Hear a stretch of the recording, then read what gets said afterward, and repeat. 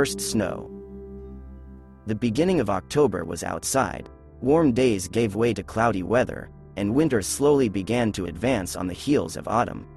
As usual, having breakfast in the morning, I collected some of my things and wandered off to work. Leaving the entrance, I felt this little childish joy. The first snow was falling outside. Flakes of snow fell from the sky and, barely touching the ground, began to melt. Quiet, windless, snowy morning cheered up, turning gray autumn days into something amazing. It is 400 meters from the house to the bus stop, and therefore there was just enough time to smoke a cigarette along the way and spread your brains about your upcoming wedding. As soon as he put a cigarette in his mouth, he noticed a girl sitting alone on a bench, who was crying quietly.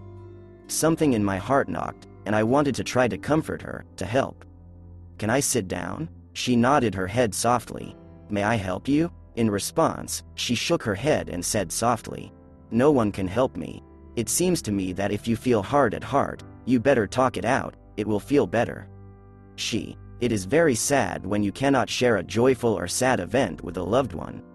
I would really like to return to a normal life and live like all people. I looked at her, and something in her was very familiar to me. And her voice was so pleasant, gentle, and so warm that, despite her tears, it warmed my soul. I even lost track of time. And when I came to my senses, she stood up, looked at me with her warm eyes and said, "Your bus, Joseph. Thanks for listening and sitting with me." At the time, I didn't even fully understand what had happened. In response, he only said that I hoped to see you again, and got on the bus. During the day I was overcome by strange feelings. And anyway, I didn't seem to say my name. How does she know me? Although at that moment something about her seemed familiar to me, and without finding the answer in his head, the story was forgotten. Eventually I got married and lived a happy life. So the year flew by. It was October again and it was snowing again. As I made my way to the stop, memories of that meeting came flooding back. But this time I did not meet any girl.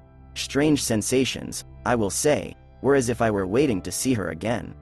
No matter how unusual, but on the other hand, for some reason I wanted to see her again. That day I saw her, but only in a dream. She went to the bed where I slept with my wife, leaned over, kissed my forehead. And in a soft, gentle voice she said, "I am so happy that you have become a good person, and I like your wife very much.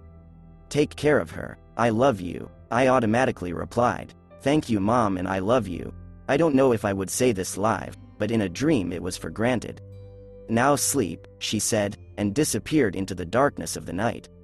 In the morning, I was dumbfounded when I looked through my grandmother's photo album and found the only photo of that girl, my young mother. When I asked my paternal grandmother about photography, she burst into tears.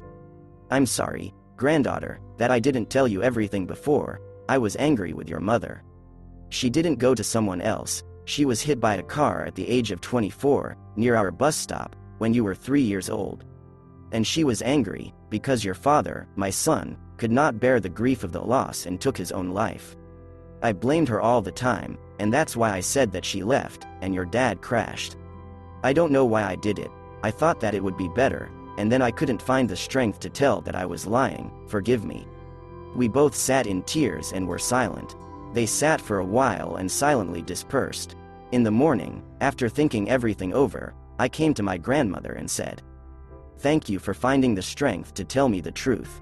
She is a person close to me, whom I brought up and put on my feet. Now it's clear why the girl seemed so familiar to me and why she was so warm, because this is my mother. Thank you, Mom, for being there." Thank you for your attention. Subscribe to the channel.